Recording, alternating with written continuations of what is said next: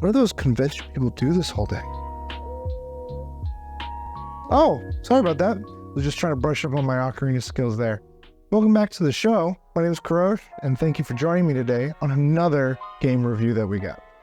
Today, I'd like to take a moment to talk about a little indie game that I got a chance to experience at the tail end of 2023. I talk about it in some of my favorite games of 2023, and that game is Cocoon. We're going to be going over what is Cocoon, what did I play and experience, and what I liked about it, and what I'd like to see change or improved. So let's get into it. Cocoon is a game made by Geometric Interactive. The studio was founded by some of the prior design team members from games such as Limbo and Inside, if you're familiar with those indie games. And what Cocoon is it's hard to kind of like put a specific on what Cocoon is, but largely it's a puzzle game. You play the game as this little kind of alien insectoid bug that is traversing, playing with orbs. I don't know how else to put it. Playing with orbs in puzzling ways. Yeah, I mean, just to kind of get into it, it's a puzzle game, by and large, playing as this little character, and there's a bit of a quote-unquote narrative going on. Playing as you go through the game, you're just faced with one puzzle after another to try to get to an endpoint of sorts. I would say, in that sense, there's very little to no narrative. There is an overall kind of like skeletal structure to it, of like what you're kind of doing. I'm still not 100% sure what that is, having beaten it. Let's talk about where it's on. You can find this. I played it on my Steam Deck. You play it on Steam, and I believe it's on Xbox and a few other platforms, but I'll have that information in my description. But it is a smaller game, puzzle game akin to the prior, like I said, Limbo and Inside. You could probably finish this game in under 10 hours and get a few of the extra collectibles or so. I think it clocked in around 8 or so hours as I was kind of speeding through it. And yeah, let's talk about my experience playing through it. It was interesting. I think my personal enjoyment came from Inside, in terms of those prior games that I was mentioning earlier. Inside was one of my favorite games that came out that year. It had this great kind of ominous tone to it while still kind of giving me little puzzles along the way that you had to like get through and go through, and you're just trying to figure out where this kid is going, and he goes places. I don't want to spoil that game, but it is a memorable experience, to say the least. With Cocoon, I feel like that experience was kind of still there, but much more heavily focused on the puzzle solving and the puzzles themselves. Having the game, the Geometric Interactive Studio, some of those prior developers coming from the game design side of it, I think they focused a lot more intensely on the puzzle solving.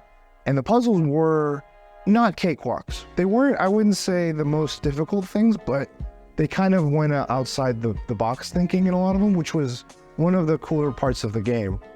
You're playing with these orbs largely. You're going through these little levels where each orb allows you to access different parts of the level. And as you place them on certain stations, you could then enter the orb. And as you enter an orb while holding another orb, that then kind of creates new opportunities and capabilities.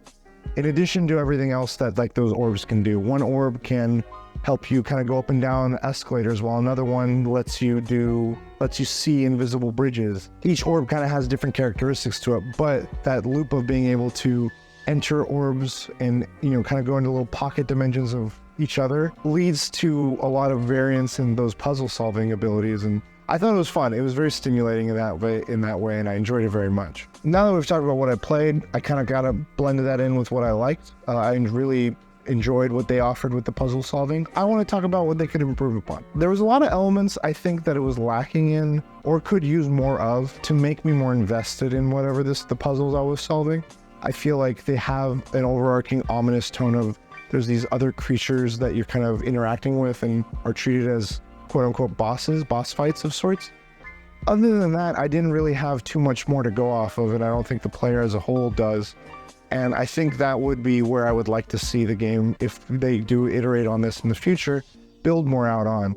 I would love to be a little bit more invested in the world that they've created, because it does beg a lot of questions. What you're doing, what's the scale of this, what are these orbs?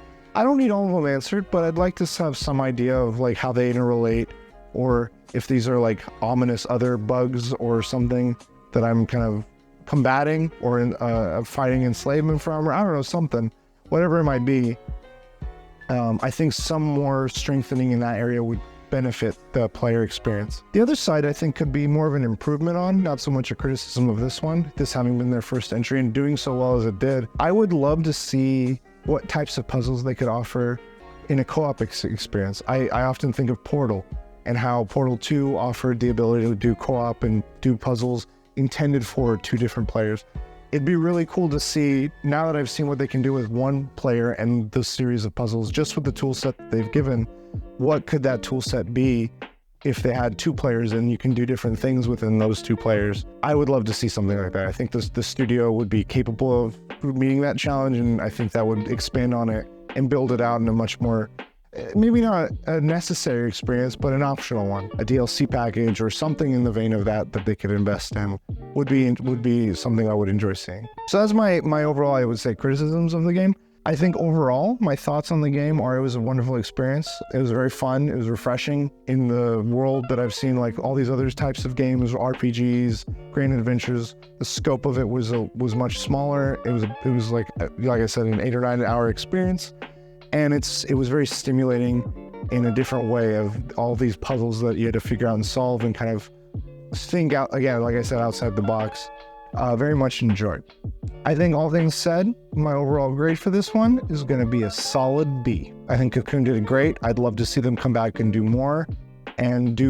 more interesting ideas, larger ideas, and kind of add to that what they've built with some reasons to feel the investment in what they've done. So that, I think, sums it up for my review of Cocoon by Geometric Interactive. I hope you enjoyed this review. I got some more brushing up to do with my ocarina, but if you enjoyed this video, I'd love to hear your thoughts, what you think on the game if you've played it.